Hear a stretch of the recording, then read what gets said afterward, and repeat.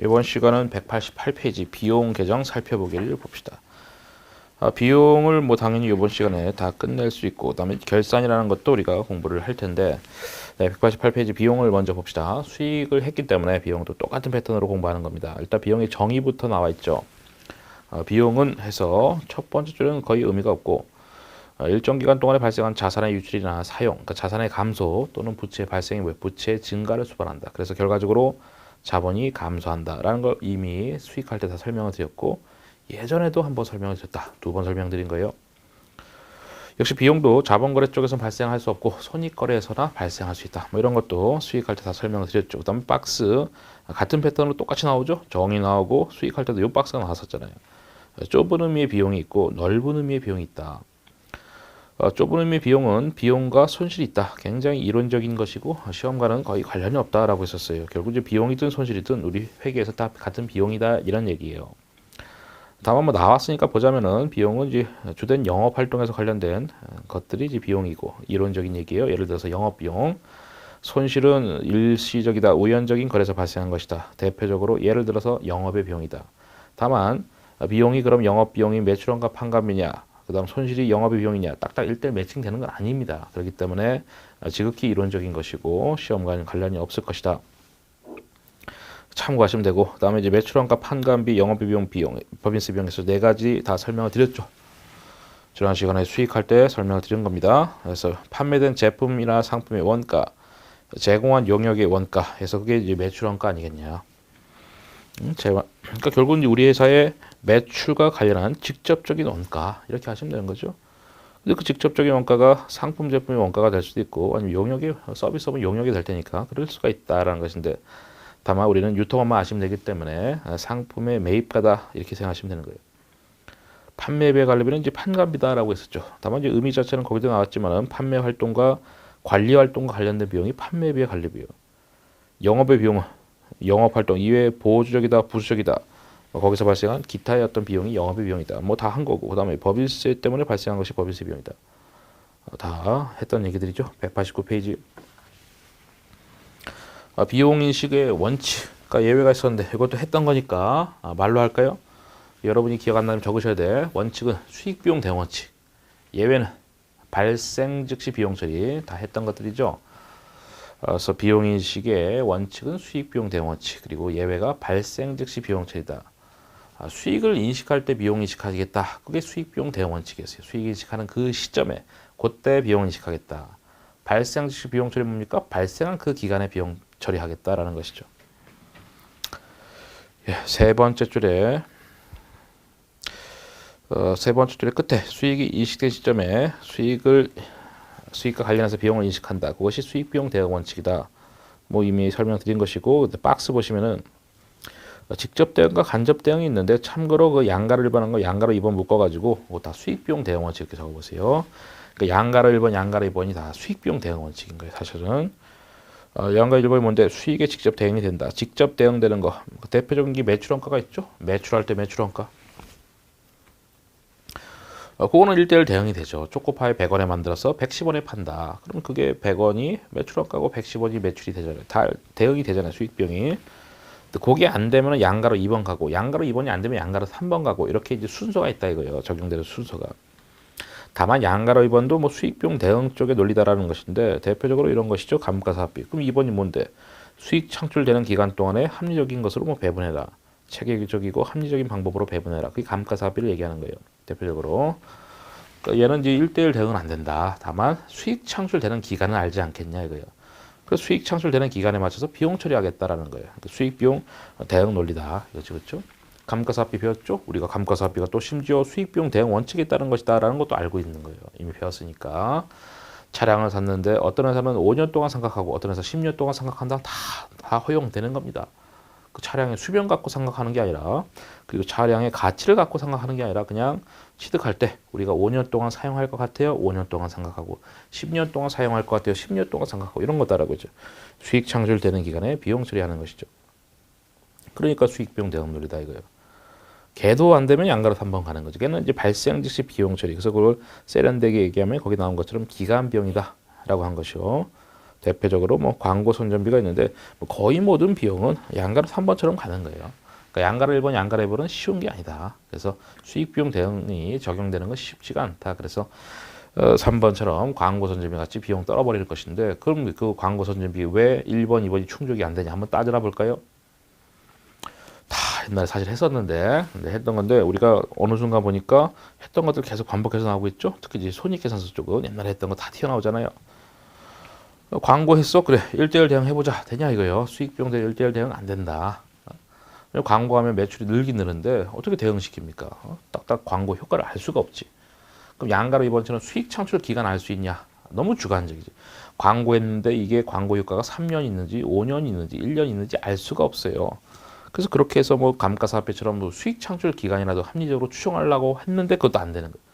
그리고 거의 모든 비용처럼 비용은 이게 양가로 3번처럼 이게 광고 선전비처럼 다 비용 떤다 이거예요. 그래서 마치 실무에서는 3번이 원칙 같고 1, 2번이 예외 같지만은 어쨌든 우리 기준서에서는 수익 비용 대응이 원칙이고 그게 안 되면 발생 즉시 비용 처리다. 됐습니다. 그다음 매출원가 봅시다. 이것도 뭐 다 이미 설명한 거 확인하는 거죠. 매출과 직접적으로 대응되는 원가다. 그게 이제 뜻이고 그다음에 일정 기간 동안에 판매된 상품 제품에 대해서 배분된 원가다. 뭐 말이 뭐 이상하게 써 있지만 결국 이 상품 제품의 매출과 직접적인 원가니까 상품 쪽은 이제 상품 매입가가 된다. 상품만 잘 보시면 돼요. 제조업 쪽은 우리 회계에서 안 배우기 때문에 제조업을 배울 기회는 그 나중에 재경관리사 시험에서 원가 관리가 있을 거예요. 이제 그쪽, 그러니까 우리보다 2단계 위죠. 거기 가면은 이제 원가 관리에서 제조업 얘기 막 할 겁니다. 그러니까 우리 상품 쪽만 잘 하시면 돼. 그 상품의 구입가다 생각하시면 됩니다. 매출원가는 단기 매출의 대응들은 대응에서 파악해야 되기 때문에 수익 비용 대응 원칙은 매출원가 인식이 가장 뭐 중요한 개념이다. 뭐 다 설명드린 것이죠. 매출할 때 매출원가는 수익 비용 대응 원칙에 따른 것이다. 다음 페이지. 상품 매매업이 유통업, 상기업 얘기하는 거죠. 상기업, 유통업, 상품 매매업 뭐 다 같은 거죠. 걔네들의 매출원가는 이런 식으로 표시한다는 거예요. 기초재고, 단기 매입, 그다음에 기말. 이거 뭡니까? 이게 이거지 뭐. 응? 재고 자산에서 많이 봤던 거 이거잖아요. 기초재고 만약에 100, 단기 매입 뭐 400. 판매 가능 재고 500이고. 그럼 여기도 500 나와야 돼. 그래서 매출원가 만약에 300이다라고 하면 기말 재고 얼마냐? 200이다.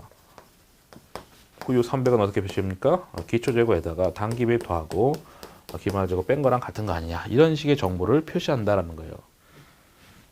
실제 손익계산서가 이런 식으로 돼 있다 이거예요.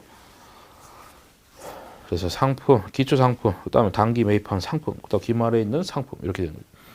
물론 표시는 다 다르지만 다 알죠? 기초 상품, 단기 매입한 상품, 기말에 있는 상품 다 재고 자산이고 얘만 비용이라는 거. 그리고 거기 있는 매입에는 뭐 순액을 쓰는 거잖아요. 전체 매입액에다가 매입 애널이 빼고 매입 한출 빼고 매입 할인 뺀다는 거 다 알죠? 걔네들 매입에서 차가 맞다는 거 알고 마찬가지로 매출 환입, 매출 애누리, 매출 할인은 매출에서 차감한다. 이것도 알잖아요. 4번 판매비 관리비. 판매비 관리비는 상품 영역의 판매 활동 또는 관리 유지에서 발생한 비용으로서 매출원가에 속하지 않는 모든 영업비용이다. 그렇게 하시면 되는 거지. 그러니까 영업비용에서 매출원가가 아닌 나머지다. 제가 그렇게 설명했잖아요. 의미 자체는 판매활동, 관리활동이지만 그럼 뭐가 판매활동인지 뭐가 관리활동인지 알 수가 없잖아요. 이렇게 하지 마시고 영업비용인데 매출원가 아닌 나머지다 하시면 됩니다.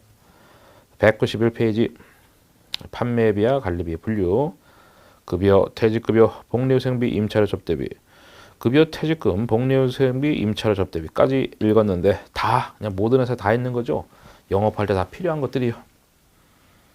그럼 각각 여기 뭐 뜻이 써 있는데 뭐 읽을 필요 없어요. 우리가 알잖아. 퇴직급여가 퇴직금일 것이고 복리후생비도 아는 것이고 임차료는 반대가 임대료가 되겠죠. 다만 이제 임차료는 지금 영업비용이니까 판매비 관리비요. 왜냐면 우리는 지금 유통업 배우고 있으니까 당연히 영업비용이면 판관비입니다. 근데 반대 임대료는 어디요? 영업의 수익이죠. 그러니까 제가 영업의 수익할 때 웬만하면은 뒤집으면 영업의 비용 될 거다. 근데 웬만하면 이런 뜻이었지 항상은 아니다라고 했어요. 대표적으로 이런 것들이다 그래요. 그래, 영업 임대료는 당연히 본업이 아니지. 근데 임차료는 본업과 관련된 거다 이거예요. 기업들이 자기네 건물에서 장사하는 기업은 거의 없어요. 다 임차료 내고 하는 거죠. 아하, 그래서 항상 영업의 수익이 반대가 영업의 비용은 아니네. 뭐 이런 거를 제가 설명드렸었고, 그다음에 접대비 당연히 필요한 거죠. 접대는 뭐 다 모든 회사 다 이뤄지고, 반대는 아니지만 비슷한 것 중에 기부금이 있죠. 기부금은 왜 여기 없어요? 기부금은 주된 영업과 관련 없잖아요. 이거는 당연히 영업의 비용이 됩니다. 기부금은 우리에서 뭐 이미지 좋아지려 하는 것이지, 이거는 뭐 우리 영업과 관련 없습니다. 감가상각비 알죠? 유형자산 가치감소분 비용 처리하는 거. 그다음 무형자산 상각비도 배웠죠? 무형자산. 근데 왜 유무형자산의 감가상각비하고 무형자산 상각비? 그러니까 감가상각비랑 무형자산 상각비가 왜 여기 들어갑니까? 걔들 영업자산이니까. 유무형자산이 영업목적, 사용 목적의 자산이잖아요. 영업 목적 자산. 그러니까 그놈에 대한 비용도 당연히 영업 비용이다. 그러니까 판관비다 이거죠. 그러니까 유통업이니까 머릿속에는 영업 비용은 이퀄 판관비예요. 어차피 매출원가는 상품 매입가밖에 없지 않냐.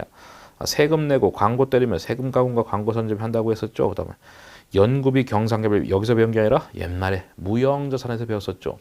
하여간에 신제품 개발할 때 관련된 영업 비용이다. 연구비 경상개발비.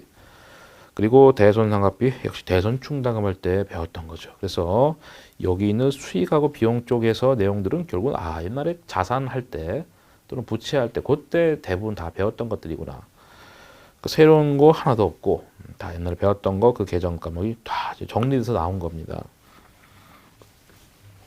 그래서 사실 이제 손익계산서가 먼저 나오고 나서 재무상태표를 하면 좀 더 사실은 저 책이 깔끔했을 텐데, 저는 이제 항상 뭐 실무 강의할 때는 손익계산서를 먼저 합니다. 그래서 항상 하고 그다음 재무상태표를 하는 게 좀 더 이해가 잘 될 것 같아서 그렇게 하는데, 하여튼 이 책은 뭐 그리고 대부분의 책들은 이렇게 손익계산서가 뒤에 있어요 보통.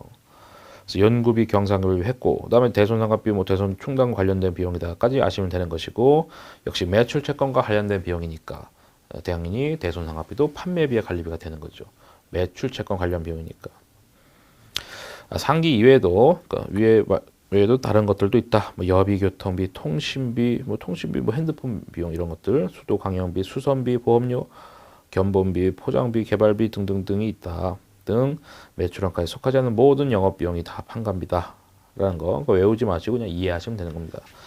그다음에 급여 볼만한 게 없고 넘어갑시다. 딱 필요한 거 한번 보겠습니다. 192페이지 5번째 줄. 이들은 매월 급여를 지급할 때 미리 공제해뒀다가 정부에 납부를 하는데, 이때 사용되는 예정이 예수금이다. 예수금도 받죠. 부채할 때. 다시 한번 예제 봅시다. 다음 거를 분개하시오. 총 급여가 170만 원인데 근로소득세, 주민세, 건강보험 등등등을 냈다 이거예요. 그리고 상기 예수금은 각각 세무서 등등에 납부했다. 그러면 회사가 급여를 줄 때 분개하고 그다음에 각각 기관에다가 이런 것들 낼 때 또 분개할 텐데, 역시 부채 쪽에서 받긴 받았죠. 세전 급여만큼을 비용 처리한다. 급여 170만 원. 그다음에 근데 이것저것 그 원천 징수하잖아요. 원천 징수한 금액이 얼마? 3만 원, 그다음 3천 원, 그리고 2만 4천 원, 5만 원 다 더해 보세요. 다 더해서 10만 7천 원 나오는지 보세요. 그럼 그것이 원천 징수한 금액이 예수금이다. 예비적으로 받아놨다 이거죠. 그럼 그 종업원한테는 이제 159만 3천 원 주는 것이고, 그리고 각각의 예수금을 실제로 다음 달 10일까지 내는 거예요. 그럼 예수금 사라지고 현금 나가는 거죠. 부채 감소 차변 예수금, 그다음에 현금 자산의 감소 대변. 역시 부채에서 다 받던 것이구나. 그다음 무형자산 상각비. 이것도 뭐 다 받던 거죠. 유무형자산은 공통점이 많았다. 둘 다 영업 목적, 사용 목적이고 시간 지남의 가치가 떨어진다라고 가정을 하고, 그리고 이제 상각이라는 걸 또 한다라고 했었어요. 두 번째 줄에 유형자산과 마찬가지로 무형자산도 효익이 미치는 기간, 다시 말하면 수익 창출 기간에 체계적으로 배분해서 비용으로 인식하는데, 그게 이제 상각비, 무형자산 상각비다. 그러니까 무형자산 상각비도 당연히 감가상각비처럼 수익 비용 대응 논리인 거죠. 상각이라는 거 다 수익 창출되는 기간에 하는 거니까. 계정 과목 이름만 다른 거지 개념이 똑같잖아요. 내용 요소도 있고 잔존 가치도 있고 상각 방법 다 있잖아요. 똑같이 유무형자산이. 그래서 그 내용 연수도 다 아무렇게나 하는 게 아니라 다 수익 창출 기간을 예측을 해서 상각을 하는 것이고. 193페이지 영업의 비용. 영업의 비용이란 다 알고 있어요. 매출 수익을 얻기 위한 주된 영업활동 이외 보호주적이다, 부수적이다 발생한 비용이다. 다 알고 있죠? 제가 또 이렇게 설명했던 것이고, 각각의 비용들이 쭉 나오는데, 다만 여기는 뒤에 왜 1, 2, 3, 4 이렇게 없냐. 우리가 대부분의 계정 과목을 저쪽에서 수익 쪽에서 봤기 때문에 굳이 또 여기서 영업의 비용에서 이자 비용이 뜻이 봅니다. 이렇게 딱 자세히 안 나온 거예요. 뭐 책을 뭐 쓰기 나름이지만은 뭐 그렇게 나와 있지는 않다. 봅시다. 이자 비용. 그러니까 여기 이제 박스 중심으로 보시면 되는 거죠. 뒤에 설명 없으니까 여기 설명을 보는 게 아니라 그냥 이자 비용이 영업의 비용입니다. 이렇게 느끼시면 되는 거지. 됐고 그다음에 기타의 대손상각비 뭐냐? 우리가 대손상각비는 봤지만 기타의 대손상각비라는 계정도 있어요. 만약에 여기 매출 채권이다. 이렇게 있어. 그럼 이거는 이제 대손 충당금 이렇게 하고 설정할 때 대손 상각비 이렇게 하잖아요. 얘는 판가입니다. 왜냐면 매출 채권, 주된 영업과 관련한 채권이에요. 그러니까 영업비용 판가비로 하는데 만약에 이게 아니라 미수금이다 또는 뭐 대여금이다 이거요. 이런 기타의 채권들도요. 대손 충당금을 필요하면 설정하는 겁니다. 이런 것도 채권이니까 떼어먹힐 수 있잖아요. 다만 이름은 이렇게 안 쓰고 기타의 대손 상각비. 그리고 소속도 달라지는 거예요. 영업의 비용으로. 분계가 방식이 같습니다만은 비용할 때 기타의 대손 상각비. 왜냐면 이런 주된 영업이 아닌 채권이니까. 그러니까 주된 영업 아니야? 그럼 영업의 비용 이렇게 되는 거예요. 이름만 기타에 붙인 다음에 그다음에 영업의 비용 소속도 다르다. 거기 나왔지만 매출 채권 이외의 채권에 대해서 대손 상각비 처리할 때 그렇게 하는 것이다. 그다음에 처분 손실. 모든 자산의 처분 손실. 당연히 영업의 비용이 있죠. 그다음에 단기 매매 증권할 때도 봤지만은 평가 이익에 반대 평가 손실. 그러니까 웬만한 거는 저쪽에 수익 쪽에서 봤었으니까 굳이 뭐 비용에서 또 다른 자세한 설명 필요 없어서 안 쓴 거겠죠. 그래서 공정가치 평가에서 발생한 손실이다. 다 알고 있는 거죠. 100 주고 샀는데 결산 시점에 80이 됐네. 그럼 자산은 20을 까버리고 평가 손실 20. 감모 손실. 감모 손실은 여기 뭐 설명이 나와 있긴 하지만 이건 까먹었겠죠 당연히. 재고자산 감모 손실. 뭐 내용 설명하려고 하는 건 아니고 요놈은 두 가지가 가능했죠. 그래서 비교해서 같이 볼까요? 재고자산 평가 손실.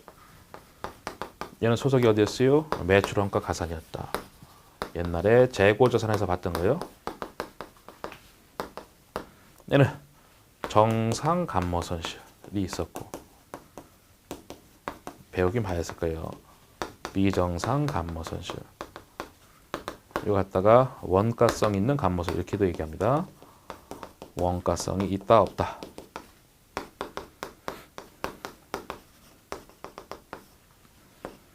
얘는 매출원가의 가산이라 이랑 똑같아. 여기는 영업의 비용이다. 그 원가성이 없다는 것이 주된 영업과 관련 없다. 이런 뜻이에요. 정말 예상치 못했을 때 그게 이제 비정상이죠. 충분히 예상 가능했다. 정상. 이거는 기억나세요? 단가 측면에 문제가 생긴 거 평가 손실. 그 다음에는 수량 측면에 문제가 생긴 거죠. 수량 빵꾸 난 거죠. 누가 훔쳐가고 도난, 분실, 파손 이런 것 때문에 발생한 거고. 근데 이제 그런 거 장사하다 보면 다 발생할 수 있잖아요. 그래서 예상 가능했다. 그것이 원가성이 있다. 주된 영업과 관련이 있다. 이런 뜻이에요. 예상 가능했으니까 영업비용이 매출원까지 집어넣자. 예상치 못했다. 이거는 영업의 비용으로 같이 하고 평가 손실은 충분히 영업할 때 필요한 것들이다. 그러니까 원가보다 시가가 떨어졌을 텐데 있는 기업은 항상 있다. 이런 얘기 했었죠. 의류회사가 원가 이월재고 같은 것들 항상 있다. 그럼 이상한 거 아니다 이거예요. 그래서 평가 손실은 매출원가 가산이었다라고 옛날에 재고전할 때 다 배운 거죠. 그럼 거기 감모 손실 수량 부족으로 인한 것 중에서 원가성이 없는 것. 그러니까 원가성 있는 거는 매출원가 가산. 그리고 비교해서 보자면 평가 손실은 매출원가 가산이었다. 외환 자산 지난 시간에 봤던 거죠. 밑에 외화 환산 손실 봤던 거죠. 뭐 거기 있는 것도 여러분 읽으시면 되고 간단하게 말로 정리를 하면은 외환 차익, 외환 자산은 결제 시점이고 외화 환산 이익, 외화 환산 손실은 결산 시점이다. 뭐 그렇게 하시면 되겠죠. 그렇죠. 기부금은 잘 체크하셔야죠. 왜냐하면 이제 접대비랑 기부금 잘 나오거든요. 접대비하고 기부금은 영업의 비용이다. 그럼 틀린 거예요. 접대비는 영업할 때 필수니까 판관비, 기부금은 영업할 때 필요 없잖아요. 이거는 주된 영업과 관련 없으니까 영업의 비용이다. 그 밑에 처분 손실인데 뭐 모든 자산의 처분 이익, 처분 손실은 다 영업의 수익 비용이니까 됐고 사채 상환 이익을 봤으니까 당연히 사채 상환 손실도 영업의 비용이 되겠죠. 사채를 중도 상환할 때 등장하는 계정 까먹이다. 잡이익 봤을 때 잡손실도 얘기했었죠. 금액적으로 중요하지 않거나 밝혀지지 않을 때 잡손실 비용 떨어버리는 거예요. 자변의 잡손실 대변의 현금 이렇게 하는 거죠. 넘어가십시다. 194페이지. 기부금이란 상대방으로부터 대가를 받지 않고 무상으로 증여하는 금전 기타의 자산가액을 말한다. 뭐 알고 있는 거잖아요. 다만 이제 포인트가 뭐냐, 사업과 무관하게 지출된다는 점에서 접대비랑 구분된다. 그 박스에 정리 잘 돼 있죠. 접대비는 사업과 관련해 있으니까 판관비, 기부금은 업무와 무관하니까, 사업과 관련 없으니까 업무와 무관하니까 영업의 비용이다. 여러 번 얘기했던 것이죠. 그다음에 법인세 비용. 일단 뭐 법인세 비용의 분계를 먼저 볼까요? 195페이지에 거기 이제 숫자가 안 나오니까 숫자를 한번 집어넣으면서 뭐 설명을 드려보죠. 법인세 비용은 중요성이 높진 않죠. 그 비용은 이미 공부했지만 매출원가, 판관비, 영업비용 구분하는 게 의미가 있고요. 법인세 비용은 별로 챙길 만한 게 별로 없어요. 시험에 나올 만한 게 별로 없는데 그나마 하나 챙기자면은 법인세 비용의 회계처리. 그거 195페이지 숫자 집어넣어서 해보자. 만약에 중간예납시다.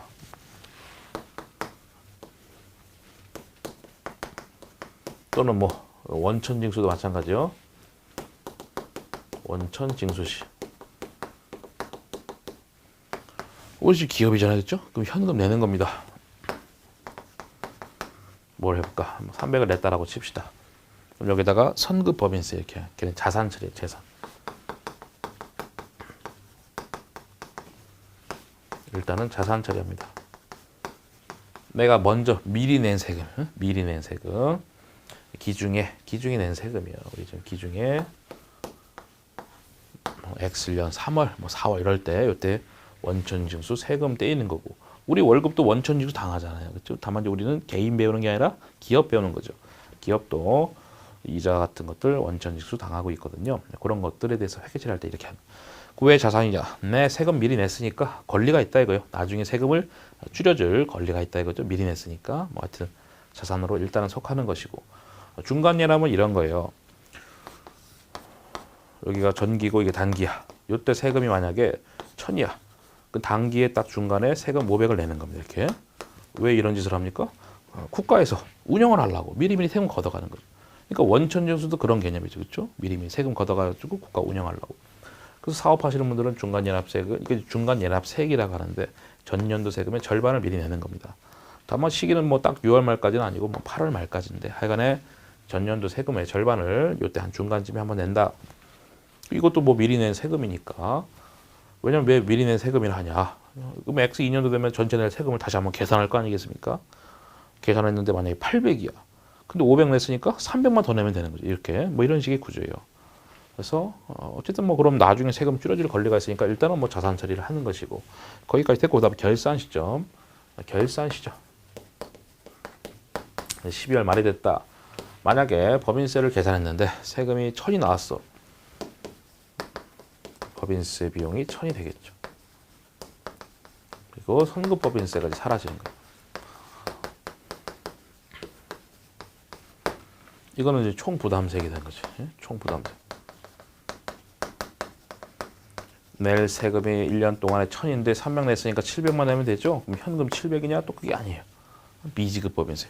여기 단기 법인세 부채 있죠? 가로 열고 미지급 법인세 쓰세요. 미지급 법인세. 그러니까 실무에서는 둘 다 쓰는 용어입니다. 오히려 이 말을 더 많이 써요. 미지급 법인세. 그게 단기 법인세 부채라 말도 씁니다. 단기 법인세 부채. 마찬가지로 여기는 단기 법인세 자산이라는 말도 써요. 그럼 여기다가 오히려 또 가로 열고 단기 법인세 자산 써보세요. 이런 용어 저런 용어 다 나와요. 이건 단기 법인세 부채.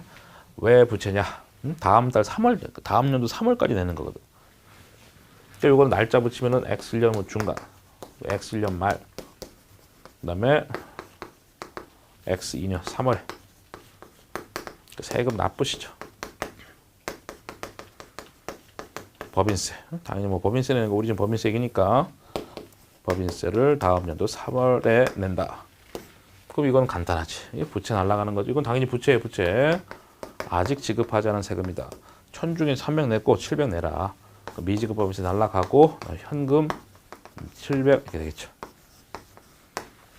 물론 다 해서 남는 게 뭡니까? 차변에 법인세 비용 1,000, 대변에 현금 1,000 남는 거예요.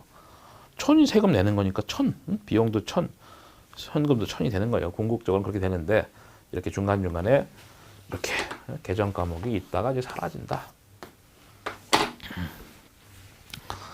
그 법인세 비용은 챙길 만한 게 이거 굳이 말하면 이거 딸랑 하나인 거죠. 한번 봅시다. 1번에 법인세 비용의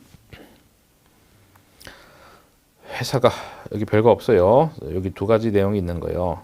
회사가 이익 많아지면은 세금 많이 낸다. 다 알죠? 국민 상식입니다. 상식. 중학생들도 다 알아.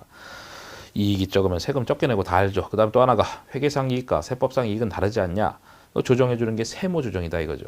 그래서 여기 회사 이익이 당기 순이익이죠. 회계상 이익이고 세법상 이익은 우리가 과세 표준이다라고 하죠. 세법상 이익입니다. 그 조정해 주는 거지 세무 조정입니다. 거기는 긴 문장을 정리하면 이렇게 돼요. 이게 만약에 500억인데 플러스 300 마이너스 200이 있다. 그럼 과표는 600이 되는 거예요. 여기다가 이제 세율을 때리는 거죠. 뭐 구간마다 다릅니다만 평균 한 20%쯤 됩니다. 약 20%. 그럼 요게 이제 120억이 돼서 산출세액이 나오는 거죠. 요거 세금 내는 거죠. 뭐 이런 구조예요. 그래서 회계상 이익과 세법상 이익은 다르다. 목적이 다르니까 다르다. 세법의 목적은 뭐 살을 붙여서 얘기하면 세금 산출 다 알고 있죠. 세금 산출. 회계 목적은 아는 사람 거의 없죠. 물론 영양가가 없어요. 회계 목적은 정보 이용자한테 유용한 정보 제공하겠다. 그게 회계 목적입니다. 정보 이용자한테 유용한 정보 목적 뭐야 이게? 그냥 이거지 뭐. 이 재무제표 보고 의사결정할 때 유용한 정보 준다. 왜냐면 이 재무제표 딱 봤더니 괜찮네 주식 사고 이게 다 의사결정이죠, 뭐죠? 정보 이용자가 유용한 의사결정하도록 재무 정보를 제공하는 거. 그것이 뭐 회계 목적. 하여튼 뭐 목적이 다르니까 당연히 이익이 다르지 않겠냐. 그 조정해 주는 게 세무 조정이고 세무사의 주된 업무가 이거예요. 세무 조정하는 거. 참고로 이제 세무사가 이렇게 있고 그다음 회계사가 있는데 포함 관계입니다. 세무사가 있고 회계사가 있는데 세무사가 할 수 있는 모든 업무를 회계사가 다 할 수 있는데 세무사가 못하는 게 회계감사입니다. 감사는 회사 회계팀이 재무제표 작성을 갖다가 숫자 검토하는 게 회계감사죠. 그거는 이제 세무사들이 못합니다. 나머지는 다 이제 공통 업무입니다. 길 가다 보면은 세무회계사무소가 있는데 그거는 이제 어떨 때는 회계사가 하고 어떨 때는 세무사들이 하는 건데 어쨌든 뭐 세무사들이 세법을 좀 더 전문적으로 많이 하긴 하는데요. 어쨌든 업무 영역은 뭐 그렇게 됩니다. 가장 큰 업무가 세무조정 업무 이런 것이고. 194페이지. 그래서 회사 뭐 쭉 읽겠습니다. 그럼 별거 없어요. 지금 여기 의의는 회사가 이익 얻으면 국가에 세금 내는데 회사 이익에 대해서 내는 것이 법인세다. 다 알고 있고 그다음에 기업에서의 이익하고 당기순이익이겠죠. 세법에 규정된 과세 대상 소득, 그게 과세 표준이죠. 그게 상이하다, 다르다. 그렇기 때문에 법인세 비용을 산정하기 위해서는 과세 대상 소득을 별도로 계산해야 된다. 그럼 제가 그 구조를 본 거잖아요. 세무조정 해가지고 과세 표준이 나오지 않냐. 그럼 거기다가 세율 때려가지고 법인세 비용은 나온다. 이런 구조입니다. 실질적으로는 훨씬 더 복잡해요. 복잡한데 우리는 뭐 제가 어차피 이 교재에다가 지금 살을 붙여서 설명한 거니까 그 정도만 하시면 충분하고 두 줄 내려가서 따라서 이익이 많으면 법인세 많아지고 적으면 법인세 적어진다라는 것이고 이 법인세라는 게 보니까 바로 회계상 이익에다가 세율 때리는 건 아니구나. 한번 세무조정 걸쳐주는구나. 뭐 그거 하나 듣겠습니다. 회계 처리. 일반적으로 기업은 1년에 2번 법인세 낸다. 왜냐하면 중간연합세니까 그것 때문에 얘기 나오는 거예요. 먼저 기업은 각 사업년도 개시일로부터 6개월이 되는 기간을 중간연합기간 한다. 그러니까 아까 말했던 1월 1일부터 6월 30일 그게 중간연합기간이라고 합니다. 그래서 직전년도 산출세액의 절반을 중간연합세액으로 미리 냅니다. 나머지 8월 말까지 실무상 그렇게 내고 있는데 매 결산 시마다 부담할 법인세액을 단기 법인세 부채로 그게 이제 미지급 법인세죠. 계상해야 된다 해서 그 아까 회계 처리를 그냥 말로 써놓은 거니까 그 회계 처리를 이해하셨으면 된 겁니다. 단기 순이익, 회사가 벌어들이는 순이익이다. 일정 기간 동안의 순자산 변동액이다. 왜 순자산 변동액이다라고 합니까? 우리가 단기 순이익이 늘게 되면 결산 시점에 이익여금이 늘잖아요. 그래서 자본 느는 거지 뭐 그렇죠? 그래서 요 손익계산서랑 재무상태표가 서로 연결이 된 건데 그 연결이 이렇게 연결된 거죠. 단기 순이익과 이익여금으로 엄마하고 애하고 탯줄로 연결된 것처럼 그렇게 연결되는 거예요. 단기 순이익이 곧 결산 시점에 이익여금 쪽으로 쏙 들어가면서 걔는 사라지는 거죠. 손익계산서는 1년 동안 작성하고 사라지잖아요. 그래서 그거 다 알고 있는 것이고. 그래서 순자산 변동액이 그 뜻인 거예요. 그래 이익여금이 자본이니까 자본 넣는 거 맞네. 물론 단기 순손실이 되면은 이익여금 줄는 것이고 자본이 줄는 거죠. 뭐 그때는. 그다음에 단기 손익은 법인세 비용 차감 전 순익에서 법인세 비용 차감한다. 뭐 이거는 손익계산서 10줄 알고 있으면 뭐 이미 알고 있는 거니까 된 거고. 그 여기 뭐 마지막 페이지 그 그림은 뭡니까? 그냥 그거예요. 숫자를 한번 넣어볼까요, 그럼? 숫자를 제가 넣어볼게요. 이렇게도 시험이 나오니까 뭐 기초 그래요. 뭐 날짜도 적어보죠. 자산, 자본이 이렇게 있고, 그리고 손익계산서 1월부터 12월 말 손익계산서 수익비용 이익이죠. 여기서 시험이 나오니까 이 구조를 아셔야 돼요.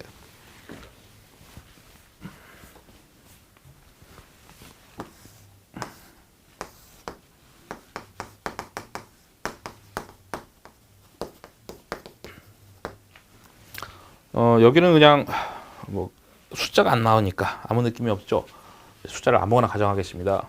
40, 30, 70, 30, 20, 12대라고 칩시다. 이건 이제 주어지는 거고, 그래서 요거를 하려고 하는 것인데, 만약에 부채가 50이다라고 칩시다. 부채가. 그러면 요것이 자본에 들어간다고 했죠. 그럼 자본이 얼마예요? 30 더하기 10 돼서 40이 되는 거죠. 자산은 언제나 부채 플러스 자본이기 때문에 자산은 이렇게 해서 그럼 90 이렇게 되는 거예요. 너무 빠르죠. 다시 요 흰색 주어진 거고, 그리고 여기 부채까지도 이제 주어진 거예요. 여기까지는 주어진 거다. 그래서 이익이 들면은 딴 데 영향이 있는 게 아니라 자본이 넣는다. 자본에 이익여금 넣는 거니까. 그러면 이제 기초 30에다가 10 늘어서 40이 된다. 부채가 만약에 변동사항 생겨서 50이 되면은 자산은 부채 플러스 자본이지 않냐. 그럼 자산 역산해서 90이 된다. 알겠죠? 이렇게 되는 거예요. 만약에 부채가 40이면 여기 80이 되는 것이고, 그렇게 되는 거죠. 그래서 이익하고 바로 자본 쪽으로 연결시켜주고 부채 때문에 자산 금액이 달라지고 이렇게 연결되는 겁니다. 됐고, 그 다음에 조금만 더 해보죠. 10분 정도 더 해봅시다. 챕터 3 결산 마무리에서 결산 마무리 198페이지 가봅시다. 네, 198페이지. 결산 쪽이 역시 느낌상 뭡니까? 뭔가 실무적인 얘기가 많을 것 같죠? 맞습니다. 실무적인 얘기가 많은 거예요. 그래서 띄엄띄엄 볼 거예요. 띄엄띄엄. 필요한 것들만. 시험에 필요한 것들, 그리고 시험에 안 나오더라도 또 실무상 필요한 것들. 뭐 불필요한 얘기들이 좀 많이 있거든요. 두 번째 단락에 결산, 영어로 뭐 클로징 이렇게 되는데, 맨 끝에 두 번째 단락에 첫 번째로 맨 끝에 보고기간 종료일 현재 자산부채 자본을 평가해서 재무상태를 파악하고, 그 다음에 회계기간 1년 동안의 수익비용 단기순이익을 확정해서 경영성과를 파악함으로써 각 계정을 정리해서 장부를 마감한 것이다. 뭐 길게 써있지만 뭡니까? 재무제표를 마감하는 절차, 그 결산이다. 써보세요. 아니면 밑줄 그으시면 되지, 그렇죠? 재무제표를 마감하는 절차, 그 결산이다. 그럼 12월 말이 딱 됐다고 결산이 다 끝나는 건 아니죠. 그러니까 12월 말 그냥 결산이 마지막 날이, 그러니까 우리가 지금 결산일이다라고 해서 12월 말이다라고 많이 했는데 실제로는 12월 말 됐다고 해서 다 숫자가 나온 게 아니죠. 당연한 거예요. 사람이 일을 하는데 어떻게 그날 됐다고 기계처럼 딱 숫자가 나옵니까? 정리를 해요, 정리.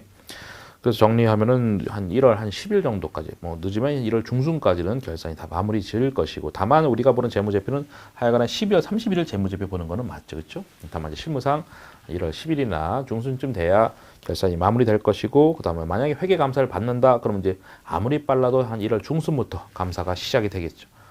그래서 한 2월까지 감사를 할 것이고, 3월달에 감사 보고서가 나오고, 그 감사 보고서는 어쨌든 확정된 재무제표니까 그걸 바탕으로 세무 조정을 해서 세금 산출을 해서 3월 말까지 법인세 내고 이런 식의 구조가 되겠어요. 예, 결산의 절차, 뭐 실무적인 얘기가 많으니까 제가 잘 한 거를 잘 체크하셔야 됩니다. 두 번째 줄의 맨 끝에 지금 네모 1번의 두 번째 줄입니다. 회계 순환 과정은 기준 거래의 기록 절차와 결산 절차로 구분된다. 뭐 그 박스에 나왔죠. 박스에 이제 거래해서 그 박스부터 볼까요? 거래해서 전표에 이제 분기한다고 하죠. 그럼 이제 거기다 분기장을 쓰시면 되지. 전표에다가 그래 분기장에다 분기하고 그 분기장에다가 이제 전표를 기록한 걸 갖다가 총 계정환장 어떤 계정 과목별로 모아놓은 게 총 계정환장이죠. 기억나세요? 이따 또 연습해 볼 거니까 하여튼 가볍게 보는 겁니다. 그래서 아 그래 분기한 거를 계정 과목으로 정리한 게 총 계정환장이고 그 분기장에 있는 것을 총 계정환장에 옮기는 작업이 전기였다. 옛날에 배웠던 단어긴 한데 그거는 이제 기록하는 절차다. 기중에 기록하는 절차다. 기중에는 그 짓을 하는 것이다. 그 다음에 결산 시에는 장부 마감하고 뭐 재무제표 작성하고 뭐 이렇게 하는 것이죠. 그래서 우리는 살짝 뭐 전체적인 내용을 뭐 보긴 봤습니다만은 어쨌든 뭐 중요한 내용들은 아닙니다. 이 결산 마무리는 중요한 내용이 많진 않아요. 그럼 다시 한번 읽어보죠. 밑에서 세 번째 줄에 기중거래의 기록 절차는 기중이 하는 거죠. 회계상의 거래를 분기하고 전기하는 과정을 말하고 결산 절차는 기준 기록과 결산 정리상을 합해가지고 최종적으로 재무제표 작성하는 것이다. 뭐 이미 아까 박스에서 그림에서 다 본 건데 뭐. 그다음 결산 절차 다음 페이지에 있는 거 건질 만한 거 하나도 없습니다. 넘어가시고 이제 시산표 200페이지 시산표 시산표 뭐 종류가 3개가 있는데 일단 시산표가 뭔지부터 알으셔야죠. 한번 구경을 해볼까요? 구경을 할 수 있잖아요. 201페이지에 뭐 합계 시산표에서 뭐 양식도 나왔고 뭐 차별 합계, 대변 합계 뭔지 모르겠고 그다음에 이번에 잔액 시산표에서 양식 보니까 뭐 잔액이 나왔고 그 다음 페이지는 또 합계 잔액 시산표 해가지고 3개가 있어요. 얘는 뭔가 합계도 있고 잔액도 있는 것 같죠. 그러면 살짝 구경을 했는데 200페이지 다시 가보셔서 시산표가 뭔지 봅시다. 회계 순환 과정에서 다 실무적인 얘기들이에요. 거래를 분기한 후에 총 계정환장에 전기를 하게 되면은 그 기입이 정확하게 이루어졌는지 확인하는 절차가 필요하다. 시산표가 영어로 뭐 트라이얼 밸런스에서 뭐 TB라고 하는 TB라고 합니다. 보통 TB 하면은 회계적인들이 TB 하면은 TB가 아니라 TB 그렇죠? TB 시산표를 얘기하는 거예요. 뭐 TB가 맞네 틀리네 막 이렇게 하거든요. 회계쟁이들이. 어쨌든 시산표라는 것이 각 회계기관의 기업 활동을 모두 기록한 총 계정원장의 결과치만을 집계한 요약표다. 그리고 총 계정원장 기록이 정확한지를 검증한 것이다. 아 이게 시산표의 뜻이구나. 그러니까 분기한 걸 갖다가 계정 과목별로 모아놓은 것이 총 계정원장이다라고 했었고 그럼 총 계정원장이 작성이 잘 됐는지 또 오류가 있는지를 확인하는 것이 시산표다라는 거예요. 그래서 아하 이거 어떤 오류 검증하려고 필요한 표인가 보다 뭐 그렇게 보시면 되겠습니다. 그래서 이따가 뭐 나중에 숫자도 뭐 집어넣고 한번 연습도 해보고 할 겁니다. 그러면은 알 수가 있어요. 그래서 어쨌든 총 계정원장이 정확한지를 어떤 검토하는 그런 기능을 하는 것이다. 총 계정원장의 기록 검증은 시산표에 막내된 모든 계정의 차변합계, 대변합계 일치한지 확인함으로써 이루어진다. 그거 꼭 밑줄 그으셔야지. 그러니까 결국 이 시산표 갖고 어떻게 오류 검증하는 거냐? 차변합계, 대변합계가 같아야 되잖아요. 그게 안 맞는다는 거 시산표에. 그러면은 시산표에서 그게 안 맞아? 그러면 분기 잘못했네. 이렇게 치고 들어가는 거지, 그렇죠? 그러니까 분계해가지고 얹혀놓은 것이 총 계정원장이고 그것이 잘 됐는지 보려고 하는 게 시산표야. 그럼 시산표에서 뭔가 차변합계 대변합계 안 맞아? 그럼 총 계정원장 한번 보고 그리고 다시 한번 분계장도 보고 이렇게 역으로 해서 오류상을 찾아 들어가는 거예요. 이렇게 전체 개념이. 아하. 그럼 시산표에서 차변합계 대변합계 일치하지 않으면 어딘가에 오류가 있음을 의미하기 때문에 이를 발견해서 수정하도록 하여야 할 것이다. 그러니까 시산표의 의의 자체가 총 계정원장의 오류를 검증하는 것. 궁극적으로는 분계 잘못하는 걸 찾아내려고 시산표가 있는 거죠. 그렇죠? 그러니까 총 계정원장을 먼저 보겠지만 어쨌든 궁극적으로 분계의 내역을 확인할 거거든요. 그래서 분계가 뭔가 잘못됐을 때 시산표가 잘못 돌아가지겠죠. 그렇게 되는 거예요. 그럼 그런 시산표가 이제 3개가 있었는데 아까 합계 시산표 봅시다. 1번. 각 계정에 그러니까 이름이 지금 보니까 한 놈은 합계고 한 놈은 잔액이고 세 번째는 합계 잔액 시산표니까 합계 시산표는 합계만 나온 거예요. 그럼 잔액은 뭐냐면 이런 겁니다. 만약에 현금 유입액이 100이야. 현금 유출액이 70이야. 그럼 현금 잔액 얼마 있어요? 30. 그럼 합계 시산표는 이제 합계. 유입액 100, 유출 70 다 보여주는 겁니다. 그럼 잔액 시산표는 뭐겠어요? 잔액만. 100, 100에 70에서 30, 그 30만 보여주는 거예요. 그럼 합계 지양 시산표 보겠어요? 100 유입된 거, 70 나간 것도 보여주고 그 잔액 30도 보여주고 뭔가 제일 복잡한 게 제일 좋은 정보가 되겠죠. 그래서 실무상 시산표라고 하면은 합계 잔액 시산표를 얘기하는 거예요, 보통. 아하. 그리고 이제 만약에 시산표가 잘 안 나오지만은 가끔가다 한 번씩 튀어나오면은 그 합계 잔액 시산표가 양식으로 나오는 겁니다. 예, 5분 정도만 더 하도록 하죠. 201페이지 시산표의 종류. 그래서 이게 차변합계, 대변합계가 기재된 시산표가 합계 시산표구나. 회계기간 동안에 이루어진 총액이 기록된다. 그럼 결국 이제 여기서 현금에서 차변합계, 말 그대로 현금이 차변에 분기된 것이 2억 3,500, 2억 3,512만 1,000원 이렇게 된 거고, 그 다음에 대변합계도 마찬가지입니다. 235010 두 개 숫자가 비슷하죠? 하지만 다르죠. 완전 별개의 숫자죠. 어쨌든 현금이 차변에 요거 왼쪽에 235121000이고 현금이 대변에 분기된 것이 235010100이다 이거예요. 그럼 잔액 시산표 뭡니까? 두 개를 퉁쳐봐요. 퉁치면 얼마 나와요? 12만 1,000원 빼기 10,000원 하면은 11만 1,000원이네. 그것이 잔액 시산표에 양식에 들어가 있죠. 그래서 당연히 차변 잔액이지. 왜냐하면 차변이 더 크니까. 그럼 차변은 현금의 증가고 대변은 현금의 감소니까 차변 잔액이 크다는 얘기가 궁극적으로 좀 당연히 이제 현금 유입액이 11만 1,000원 더 크다 이거고. 그럼 재무제표는 당연히 11만 1,000원이 재무제표에 꽂히는 거지 이렇게. 어쨌든 뭐 그런 것이 합계하고 잔액이 그런 뜻이구나. 이번에 잔액 시산표 다시 볼까요? 각 계정별로 잔액만을 집계한 표다. 뭐 별거 없죠. 됐고 다음 페이지. 합계 잔액 시산표는 방금 했던 두 개가 다 있는 겁니다. 합계도 있고, 그러니까 다시 말하면 차변 대변 다 기재한 거 다 있고, 그래서 결과적으로 순회 현금 유입액이 235120000인데 현금 유출액이 235010000이다. 그럼 당연히 재무제표는 또는 회사는 11만 1,000원 갖고 있는 거니까 뭐 하여튼 그렇게 다 보여주는 것이다. 그래서 합계 잔액 시산표는 합계하고 잔액을 다 나타내는 시산표다. 그래서 기업에서 가장 많이 사용하는 시산표다. 제가 제일 많이 쓰는 게 이거다라고 했었죠. 시험이 만약에 나온다 하더라도 합계 잔액 시산표가 만약에 나오면 나오는 겁니다. 시산표의 오류 유형 보겠습니다. 시산표 상에 차변합계, 대변합계가 일치한다고 해서 시산표가 정확하게 작성됐다고 단정 지을 수는 없다. 왜냐하면 차변합계, 대변합계 일치하도록 다음 같은 오류가 발생할 수 있다.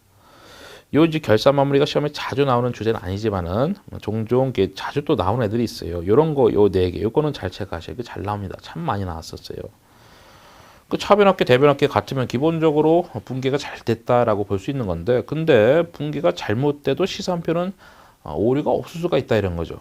왜? 1번 차변, 대변이 동시에 누락됐다. 그러니까 분기 안 했다 이거요. 만약 현금 매출인데 차변에 현금 대변에 매출해서 금액을 다 써야 되는데 둘 다 분기 빼버린 거예요. 차변 대변. 그럼 당연히 시산표상의 금액이 맞겠죠. 그렇죠? 차변합계 대변합계 맞겠죠. 뭐 충분히 이해할 수 있어요. 2번 차변하고 대변이 함께 중복 기록됐다. 그러니까 분기를 2번 했다 또는 3번 했다 이거예요. 전표를 치는데 실수해서 클릭을 계속 2번 더블로 했다 이거예요. 그러면은 당연히 차변합계 대변합계 맞잖아요. 그렇죠? 2번 하든 3번 하든 그렇겠네. 발견이 안 될 수가 있겠네. 세 번째, 계정 과목 잘못 분리됐다. 이것도 마찬가지. 계정 과목은 숫자하고 관련 없잖아요. 그러니까 계정 과목이 잘못돼도 시산표에서 발각이 안 될 수 있다 이거죠. 무형자산 삼각비인데 감가상각비로 했다. 그럼 당연히 시산표에서는 뭐 발각이 될 수가 없는 거죠. 오류가 발각이 될 수가 없다. 네 번째, 우연히 차변 금액과 대변 금액 같은 금액이 오류가 있다.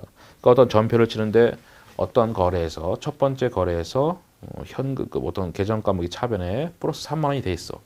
두 번째 분기할 때 오른쪽 대변에 플러스 3만 원 해놨어. 그 오류가 물론 두 개씩이나 있는데 정말 우연적으로 두 개가 차변 대변 금액이 오류가 생겨가지고 그럼 대차가 딱 맞잖아요. 그럼 이런 것도 뭐 발각은 안 될 것이다 시산표로. 뭐 정말 우연의 일치겠지만 뭐 그런 것을 이해하시면 되고 참 많이 나왔던 겁니다. 그다음에 203페이지 시산표의 작성 절차가 됐는데.